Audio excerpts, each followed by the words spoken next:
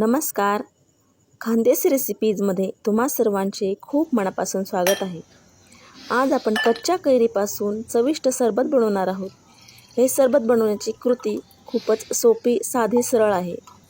त्यासाठी व्हिडिओ कुठे स्किप न करता पूर्ण बघा. कैरीचे सरबत पिण्यापासून आपल्या शरीराला थंडावा तर मिळतोच, पण खूप सारे असे फायदे देखील होतात. त्यासाठी व्हिडिओ कुठे स्किप न करता पूर्ण बघा. कच्च्या कैरीचे सरबत बनवण्याकरता या ठिकाणी मी गावरान चवीचे 2 कैऱ्या घेतलेल्या आहेत.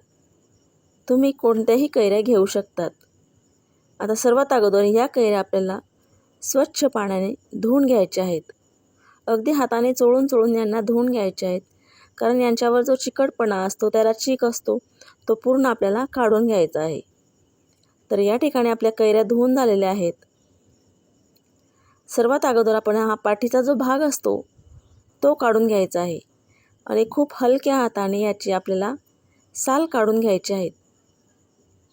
अगदी पातळ साल याची आपल्याला काढून घ्यायची आहे. हे बघा, अशा प्रकारे पूर्ण कैरीची साल आपल्याला अशी काढून घ्यायची आहे. तुम्हाला जर आवडत असल्यास तर तुम्ही ही साल नाही काढली तरी चालेल, काही हरकत नाही. आता याला आपण कापून घेणार आहोत. असे बारीक याचे तुकडे करून घ्यायचे आहेत. हे बघा, संपूर्ण कैरी हे अशा प्रकारे मी कापून घेतलेली आहे. पूर्ण कैरी कापून घेतली. आता एक मिक्सरचा बाउल घेतला आणि यामध्ये कापलेली पूर्ण कैरी मी टाकून घेतलेली आहे. त्यानंतर 1 चमचा बडीशोप मी घातलेली आहे.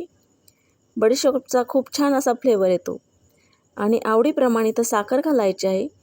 तर मी एका कैरीसाठी 3 चमचे साखर घालत आहे. ही गावरान चवीची कैरी आहे, म्हणजे ही थोडीशी आंबट असते, त्यासाठी मी 3 चमचे साखर घेतलेली आहे. आणि अगदी थोडंसंच पाणी आपल्याला याच्यामध्ये घालायचे आहे आणि छान अशी बारीक पेस्ट करून घ्यायची आहे. कैरी छान वाटून झालेली आहे. हे बघा, तुम्हाला दिसत असेल कैरी आपण किती छान प्रकारे वाटून घेतलेली आहे. आता हिला आपण चाळणीमधून चाळून घेणार आहोत. याच्यावर जो जाडसरपणा असतो किंवा कोंडा असतो, आपण बडीशेप घातलेली आहे त्याचेसुद्धा थोडीशी साल वगैरे जाड असते, त्याच्यासाठी आपल्याला ही गाळून घ्यायची आहे. म्हणजे आपलं कैरीचं जे सरबत आहे ते एकसारखं एकसंधपणा त्याच्यामध्ये येईल. अशा प्रकारे हे आपल्याला गाळून घ्यायचं आहे.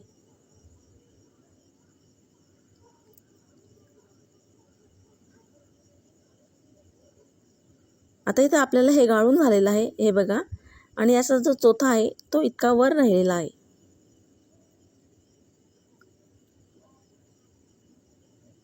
अशा प्रकारे याची छान अशी प्युरी तयार झालेली आहे. आता याच्यामध्ये आपण आवडीप्रमाणे काळं मीठ घालायचं आहे. काळ्या मिठाने खूप छान याची टेस्ट येते. आणि छान असं थंडगार माठातलं पाणी घालायचं आहे.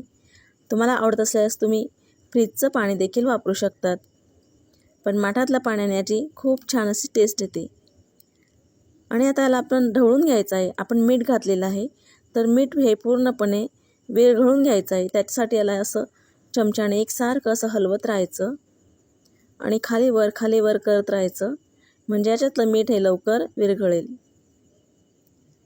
आता या ठिकाणी आपण ग्लास भरून घेऊयात.